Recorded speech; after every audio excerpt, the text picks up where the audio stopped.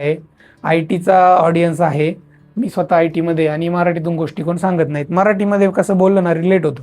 आणि जरी तुम्ही आय टीमध्ये नसाल तरी मी सांगितलेलं सगळं तुम्हाला कळलं असणार आहे, मला माहिती आहे. मला पनीर मसाला रोल रेडी झालाय. आता चला टेस्ट. Hello विवांची mamma. हे बघा आम्ही वॉकिंगला चाललोय विवानला घेऊन आणि कशा करामती करतो बघा रस्त्याने जाताना तो. गुड मॉर्निंग गाईज, स्वागत आहे तुमचं नवीन ब्लॉगमध्ये. तर आजचा ब्लॉग घरातून चालू करायचं रिझन म्हणजे काय माहिती का, मला जायचं आहे लंच नंतर ऑफिसला. म्हटलं काय करायचं, थोडा वेळ आहे माझ्याकडं, मग म्हटलं थोड्याशा गप्पा मारू आपण. तर ह्या गोष्टी तुम्हाला सहजासहजी कोणी सांगणार नाही. तुमच्या कंपनीचं वर्क कल्चर, तुमच्या कंपनीत काय चाललंय आजकाल, आणि मी इकडे काय फिरतोय, काही प्रॉब्लेम नाही. आपला अँगल चेंज होता असेल, मला ते थोडं टेस्टिंग पण करायचं आहे. तर त्याचा इन डिटेल व्हिडिओ घेऊन येऊ आपण नंतर, की जे गिम्बल घेतले मग त्याचा रिस्पॉन्स कसा असतो, की तुम्ही इकडे गेल्यावर इकडचा अँगल होतो, मग ते बघताना नाही जाणून येत. कारण पण मी शूट करतोय ते मला लगेच दिसतंय की इकडे इकडे फिरतोय तो.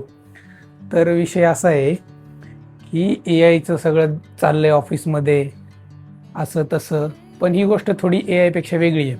कारण आता मी जॉईन झालो तो fresher as a Java developer, मग एवढं काही काम नाही मिळालं. मग माझ्या फ्रेंड्स आणि इकडून तिकडून कळालं की बाबा म्युलसॉफ्ट एक नवीन टेक्नॉलॉजी ती शिकायची, इंटिग्रेशन टेक्नॉलॉजी. बऱ्याच लोकांना माहिती असेल, फ्रेशर लोकांना माहीत नसेल तर ती सर्च करा काय आहे इंटिग्रेशन टेक्नॉलॉजी वगैरे. तर ती टेक्नॉलॉजी मी शिकलो. नंतर मग 4-5 वर्ष झाले काम करतोय. आणि आता एक असा प्रॉब्लेम झाला आहे की त्याचं लायसन्स खूप महाग असतं, कारण तुमच्याकडे सगळ्या गोष्टी रेडीमेड मिळतात, तुम्हाला कोड लिहायची गरज नाही आहे. तर तशा प्रकारचं म्युलसॉफ्ट टेक्नॉलॉजी इंटिग्रेशन टेक्नॉलॉजी आहे, आणि त्यात थोडंसं डोकं लावायला लागतं. फक्त त्याची एक वेगळी लँग्वेज आहे, डेटावेव्ह म्हणून, डेटावेव्ह लँग्वेज. तर ती स्क्रिप्टिंग लँग्वेज आहे, ती थोडीफार शिकली की झालं. मग त्यावेळेस आम्ही शिकलो बाबा जावापेक्षा बरं आहे, म्हटलं जावा खूप लेंदी आहे असं तसं. आणि आता असा प्रॉब्लेम व्हायला लागला आहे की आमच्या कंपनीला त्या म्युलसॉफ्टचं लायसन्स परवडत नाही आहे, कारण तुम्हाला एवढ्या गोष्टी इझिली देतात, ते त्याच्यामागं कॉस्ट असते. तर लायसन्स वगैरे काय आता त्यांना परवडत नाही आहे. मग ते म्हणले आता म्युलसॉफ्ट बंद करायचं आहे, आणि जे सगळं म्युलसॉफ्टमधलं कोड आहे मग त्या इधर पायथनमध्ये टाकायचं, जावामध्ये टाकायचं. तर असं सगळं चालू आहे. मला परत जावा शिकायला लागते. आणि चांगली गोष्ट म्हणजे काय माहिती का, AI. तर जावाचं बॅकग्राऊंड होतंच मला, पण एवढं काय मी त्याच्यात काम नव्हतं केलं. मग म्हटलं चला ही एक चांगली अपॉर्च्युनिटी आहे. AI आहे तुमच्याकडं, म्युलसॉफ्टचं ॲप्लिकेशन द्यायचं, कारण ते तर मला माहितीच आहे आता सगळं काय फंक्शन आतमध्ये काय आहे कसं. त्याला सांगायचं take this MuleSoft application, convert this into Java. म्हणजे 100% तर करणारच नाही तो, ॲटलिस्ट 50-60% जरी केलं, तुम्हाला स्ट्रक्चर बनवून दिलं त्याने जावामध्ये, चांगलं आहे ना, काय पाहिजे अजून. मग असं आहे की बाबा ह्या पद्धतीने मी जावा शिकतोय सध्या. तर जे लोक फ्रेशर असतील, नवीन असतील, तर ते पण AIचा वापर करून शिकू शकतात. आजकाल असं झालं आहे की कोणते लँग्वेज शिकायला सिंटॅक्स शिकायची गरज नाही, काय नाही, सगळं AIवर अवेलेबल. AIमुळं सगळं अवेलेबल आहे. फक्त तेच की बाबा तुम्ही जर प्रायव्हेटली काही AIचा यूज करायला गेले तर तुम्हाला ते पैसे द्यावे लागतात. पण आता कंपनी आहे, कंपनी पे करणार, आमचे पैसे पे करतेच ऑलरेडी. महिन्याला काहीतरी फिक्स अमाऊंट ऑफ दिलेली आहे, टोकन, तेवढेच टोकन वापरायचे. म्हणजे काही नाही विचारायचं त्या AIला. सांगायचा मुद्दा असा आहे की ज्या गोष्टीत तुम्ही काम करताय ती उद्या राहीलच असं नाही आहे. तुमचं कोर जे नॉलेज आहे, कोर टेक्नॉलॉजी आहे, ती सुद्धा स्विच करायची वेळ येते आहे. ती माझ्यावर आज आली आहे, आणि मी खुश आहे की बाबा काहीतरी नवीन शिकायला मिळेल. आणि असंच आहे की बाबा काही स्टेबल नाही आहे आजच्या काळात, जॉबच स्टेबल नाही, ते टेक्नॉलॉजी कोणती गोष्ट आहे. तर असं आहे. पण IT क्षेत्रात असंच आहे की गोष्टी बदलत राहणार, तुम्हाला नवीन नवीन गोष्टी शिकावं लागणार. तर हेच मला सांगायचं होतं. म्हटलं थोडा वेळ आहे, ह्या आतल्या गोष्टी कोणी शेअर करत नाही मित्रांनो. तर तुम्हाला तुमच्यासोबत कोणी असं सांगतं का कंपनीत तुमचे हे चाललंय ते चाललंय, नाही सांगत सहजी. मला काय वाटतं, माझा ऑडियन्स चांगला आहे, IT ऑडियन्स आहे. मी स्वतः आय टीमध्ये आणि मराठीतून गोष्टी कोण सांगत नाहीत. मराठीमध्ये कसं बोललं ना रिलेटिव्ह, मराठी माणूस आहे, आपला ऑडियन्स सगळा मराठी आहे. आणि जरी तुम्ही IT मध्ये नसाल तरी मी सांगितलेलं सगळं तुम्हाला कळलं असणार आहे, मला माहिती आहे, कारण ह्या गोष्टी रिलेट करतात. तर त्यामुळं मला वाटलं कुठेतरी काहीतरी सांगावं तुम्हाला. आणि चाललंय असं, AIचा वापर करून शिकतोय मी आजकाल जावा. लेट सी किती दिवस चालतंय, कसं चालतंय. आता मी लॉग इन करतो आणि काम करतो. I'm going with you, and I will get to the other side. 1 वाजले गाईच. जेवण करतोय आता बघा. जेवणामध्ये मस्त स्पेशल ऑमलेट बनवले आईने. इथं हरभऱ्याची भाजी, सुक्का, चपाती, कांदा. घरी असल्यावर ऑमलेट बिमलेट गरमागरम खायला मिळतं. कधीतरी वर्क फ्रॉम होम केल्यावर फायदा होतो. ऑफिसमध्ये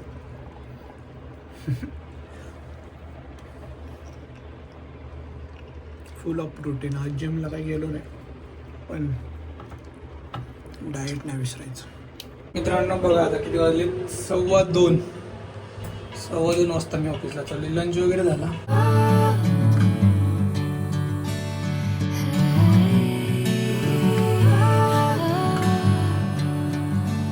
गाईज ऑफिसवरून निघालोय मी. एवढी भूक लागली आहे, थोडंसं काहीतरी खाऊयात आपण.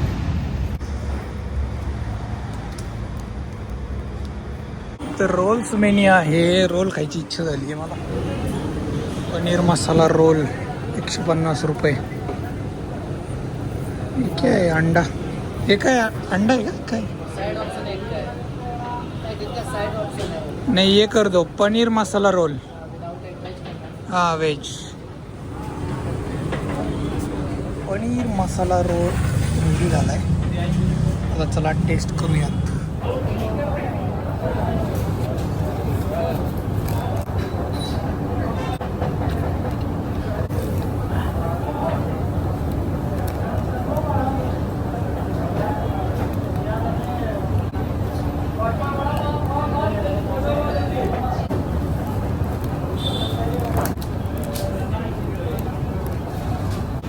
मी प्रियंकाला म्हटलं रोल आणू का?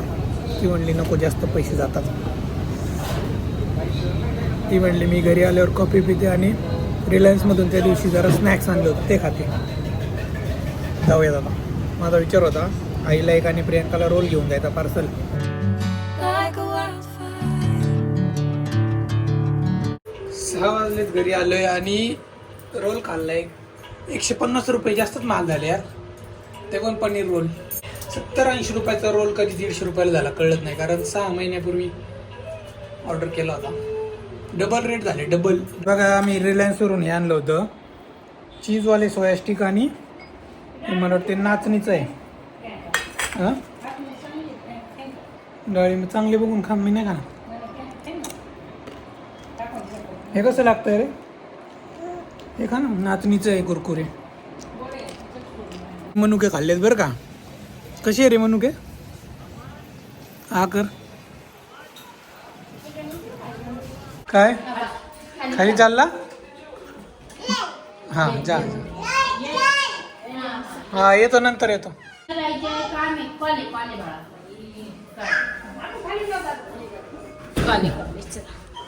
दिला होता तुला रोलची ऑफर. काय रोल? पैसे वाचवायचे. पण जेवायला बसलं रे इथं. तुमचं झालं जेवण? इवानचा चाललाय मोबाईल. बेसन भाकरी. वाव, मला तर इथं वाढून ठेवले आईने. चिकन, कांदा आणि भाकरी. विवान किती गुंग झालाय मोबाईल मध्ये. जेवायला स्क्रोल कसा करतोय बघा. त्याला आवडलं तो ठेवणार, नाही आवडलं तो वरती स्क्रोल करणार.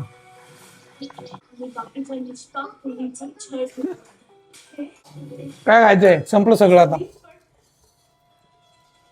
संपलं. हॅलो, जेवायला या.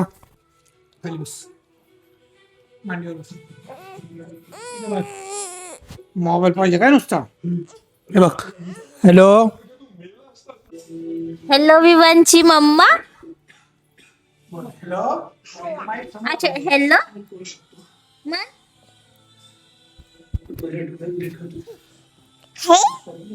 हॅलो हॅलो हा ए नाही हॅलो हे आयो हॅलो गंदू बाबा बाबा अयो मामा मामा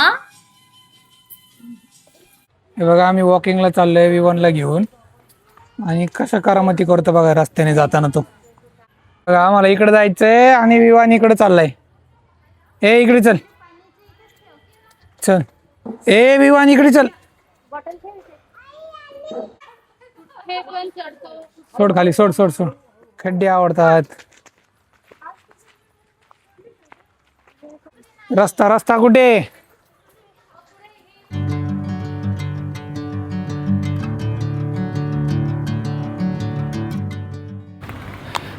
बघितलं का मित्रांनो, विमान नाही थांबत एका जागेवर. हे बघा त्याला खाली उतरायचंय.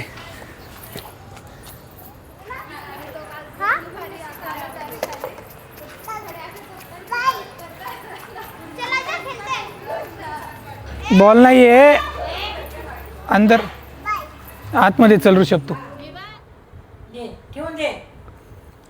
बघा मित्रांनो, मी ब्रश केला तर विवान पण करायला लागलाय. आणि बघितलं असेल तुम्ही आजच्या ब्लॉगमध्ये कसा तो आता वेड्यासारखं करायला लागलाय. 2 वर्षाचा पण नाही झाला तरी असं करायला लागलाय. फटका द्यायला पाहिजे. रोडनी पण सरळ चालत नाही. सगळं मी रेकॉर्ड केलं आहे आज. आई त्याला सकाळचं घेऊन जाते 11 वाजता खाली, 1:30 वाजता घेऊन येते आणि परत 7 वाजता खाली घेऊन जाते आणि 8:30ला घेऊन येते. आणि परत आम्ही आता संध्याकाळी, मला एकच राऊंड मारतो पण एवढा डेंजर आहे ना हा. फटका लावायला पाहिजे चांगला. रोडनी सरळ चालतच ना. ती राधिका हाताला धरलं ना बोट, सोडलंच नाही तिने जाऊन येऊन. आणि हा काय कुत्रं दिसलं, काय दिसलं, बॉटल दिसली, तिला आता फटकावणारच आहे मी थोडा मोठा झाल्यावर.